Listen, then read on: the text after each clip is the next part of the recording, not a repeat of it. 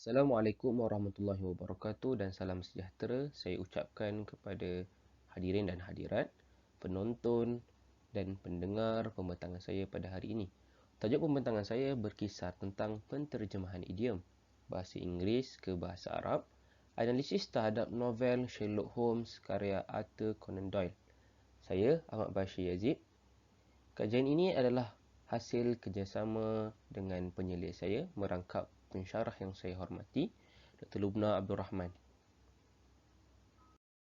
Sebelum kita melangkah dengan lebih jauh, kita lihat dahulu intipati atau kandungan pembentangan saya pada hari ini. Bermula dengan pendahuluan, diikuti dengan objektif kajian, sorotan literatur, metodologi kajian, analisis kajian, dan akhir sekali, penutup.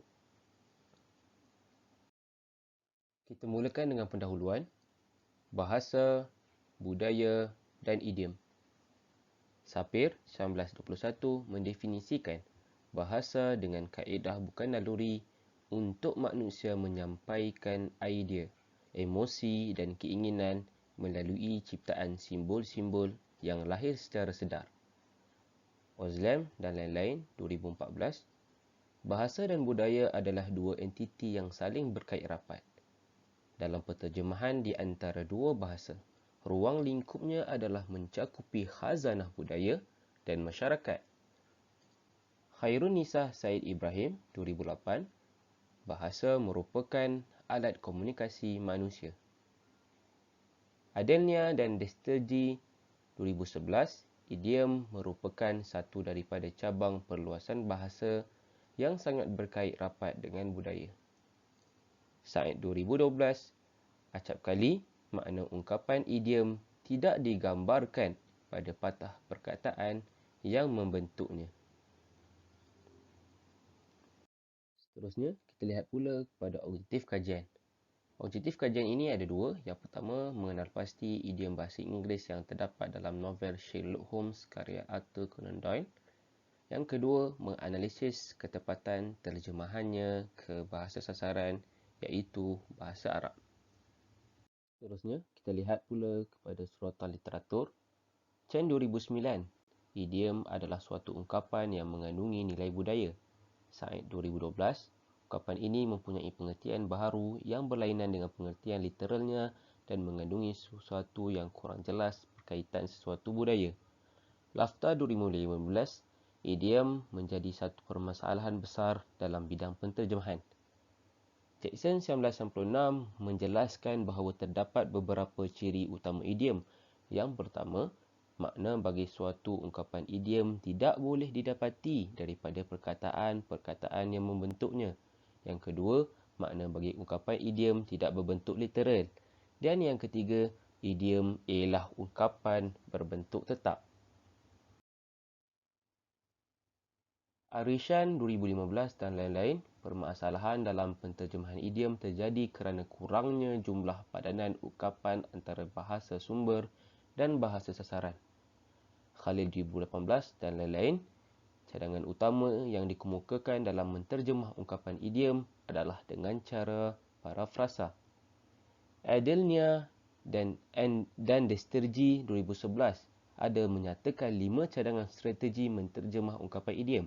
Yang pertama, mendatangkan padanan setara pada bahasa sasaran. Yang kedua, mendatangkan padanan tidak setara pada bahasa sasaran tetapi mengandungi makna yang sama pada bahasa sumber. Yang ketiga, parafrasa. Yang keempat, terjemahan literal. Dan yang kelima, menggugurkan ungkapan idiom.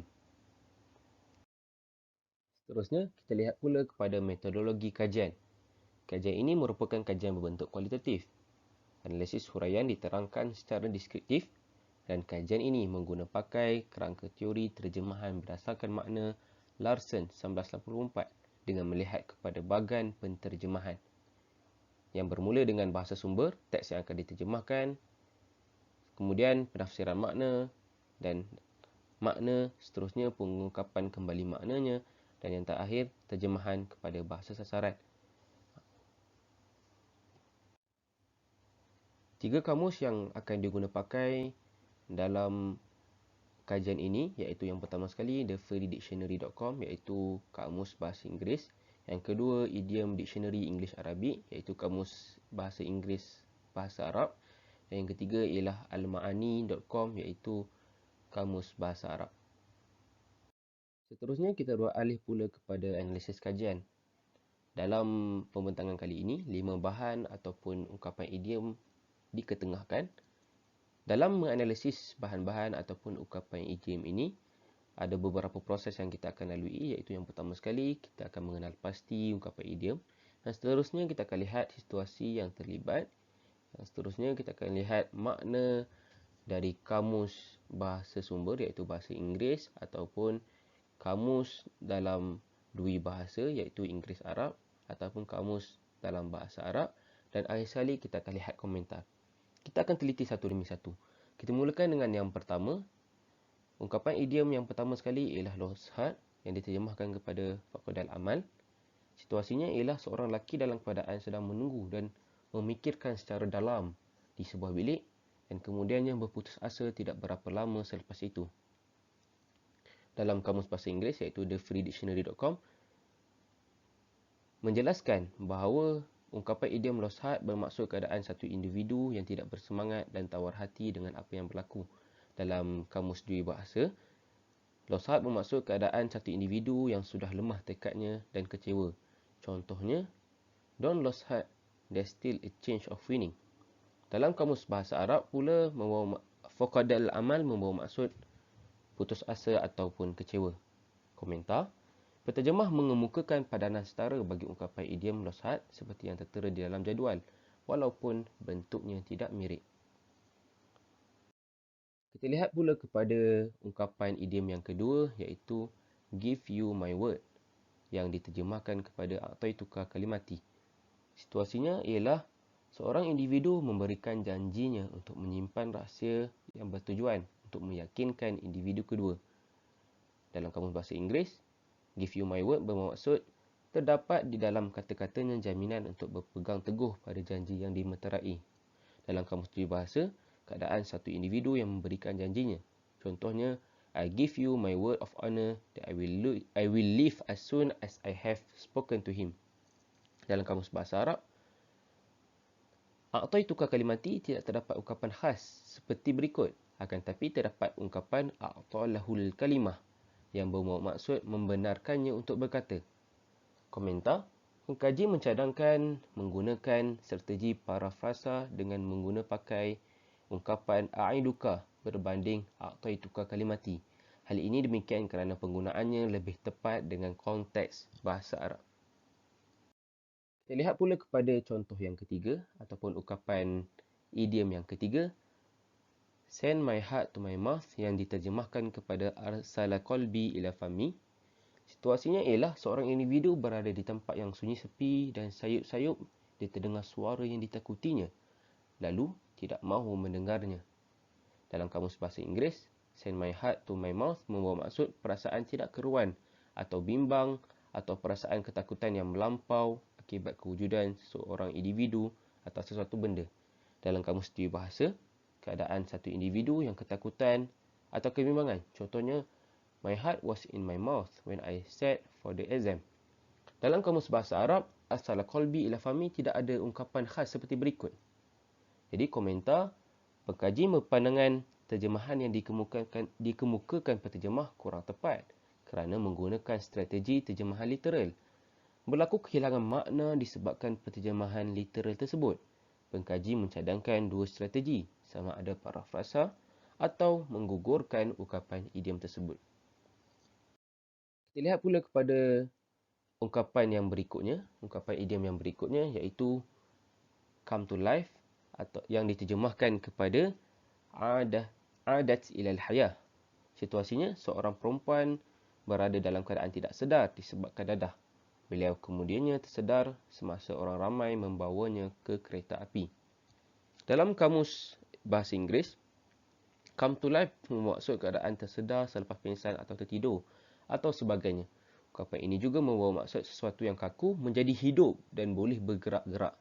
Dalam kamus bahasa, keadaan satu individu yang baru menjalani kehidupan. Contohnya, I seldom come to life before mid-morning.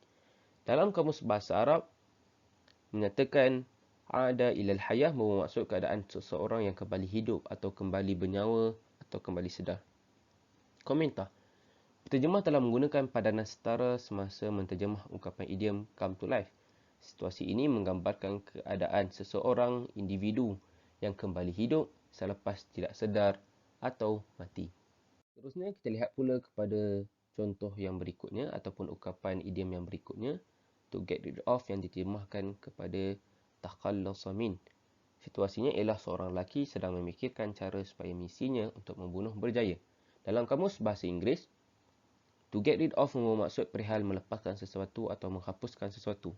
Dalam kamus bahasa, to get rid of membawa maksud perihal menghapuskan sesuatu yang tidak diingini atau sudah tidak diperlukan. Contohnya, we are going to get rid of our old car. Dalam kamus bahasa Arab, takhallasa min membawa maksud perihal menghapuskan sesuatu yang tidak diingini. Komentar. Penterjemah menggunakan strategi padanan setara dan penggunaannya bertepatan dengan makna ungkapan idiom bahasa sumber, iaitu to get rid of. Seterusnya, kita lihat pula kepada dapatan kajian. Terdapat terjemahan yang dikemukakan bagi ungkapan idiom dari bahasa Inggeris ke bahasa Arab yang tidak bertepatan. Penterjemah telah mengemukakan pelbagai strategi terjemahan untuk memberikan padanan yang bertepatan rentetan daripada ketiadaan ungkapan idiom tersebut pada bahasa sasaran seperti padanan setara iaitu to get rid of, takhallasa min atau terjemahan literal, send my heart to my mouth, arsala qalbi ila fami dan lain-lain lagi. Sebahagian kecil penterjemahan ungkapan idiom tidak bertepatan dengan makna yang sebenarnya, malah terdapat terjemahan yang tidak memberikan makna yang dikehendaki oleh bahasa sumber dan menyebabkan berlakunya kehilangan makna. Akhir sekali, kita lihat pula kepada penutup.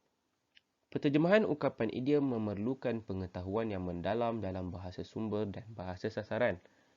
Pelbagai strategi terjemahan boleh digunakan pakai semasa menterjemah ungkapan idiom, termasuklah padanan setara dan parafrasa.